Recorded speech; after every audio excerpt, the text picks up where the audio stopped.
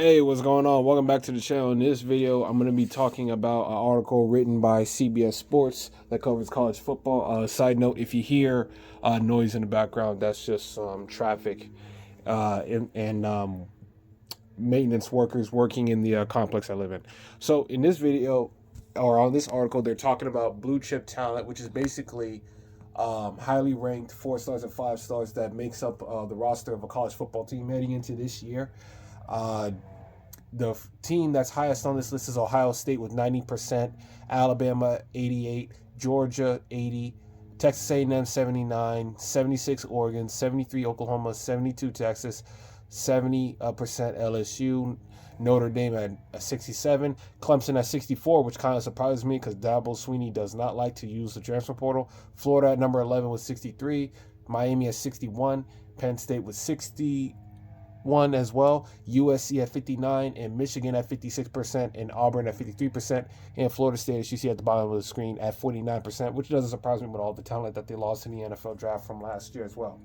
So I just want to make a quick video here, and I want to say that this kind of verified or confirmed a video that I made a while back when I was talking about Billy Napier and the talent level that he was building at Florida. How I said I think he has the talent index for Florida heading in the right direction, essentially, and this kind of confirms it when you're talking about blue chipped ratio. And if you just look at the list, only LSU, Texas, Texas A&M, and Georgia, only 4 teams that are on this list that are above Florida in terms of blue chip talent. Only 4 of the teams that Florida is playing this year are above Florida in that category. There's 5 teams on this list if you want to include, including Miami, who's just underneath Florida at 61%, and 6 if you include Florida State at 49. So it kind of proves my point that what I said about Billy Napier having the talent index heading in the right direction for Florida, the talent level that he needs, is coming along a little bit slower than you would like at this point in his tenure at Florida, but it is in the right direction at 11% for it to be that high for a team that's had 3 consecutive losing records and they're still able to acquire players. And if you go back to the video that I said, what would define a successful season for Florida, I said in that video, one of the advantages is that I think Florida has maybe just as much talent, or if not higher, more talent than some of the teams that are on their schedule this year. And it kind of confirms that, because not only are they're above Miami, right? They're above Miami. They're not above Texas A&M, Georgia, Texas, or LSU. They're not above those 4 teams, but they are above Ole Miss. They are above Miami, according to this list. And I'm not surprised, because Miami had a lot of players leaving the spring portal, in the spring edition of the transfer portal this past. So that probably hurt Miami's ranking. Otherwise, if this number would have been taken after the winter portal was done, Miami will probably be closer to 70%.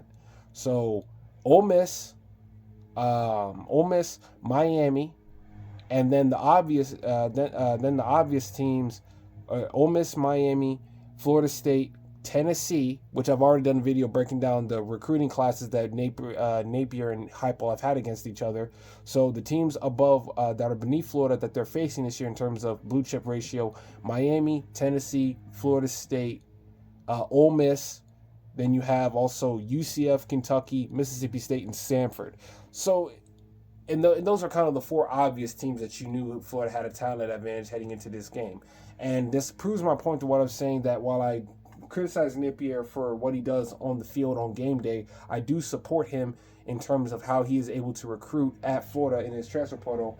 And, being that he had a lot of decommitments during the final half of the season last year, he knew he kind of had to hit the transfer portal, strong, selective, but be a very strong selections, and he did that. And this article kind of proves it with a 63% blue chip percentage, which is pretty good. So that is something that Florida is going to have to benefit off of, and not only the recruiting, but the fact that you have returning players from last year. So that's really about it. Just going to make a quick video talking about the blue chip ratio for Florida. Like I said it before in the video that I'm referring to, and I'll say it again: Billy Napier has the talent level at Florida heading in the right direction.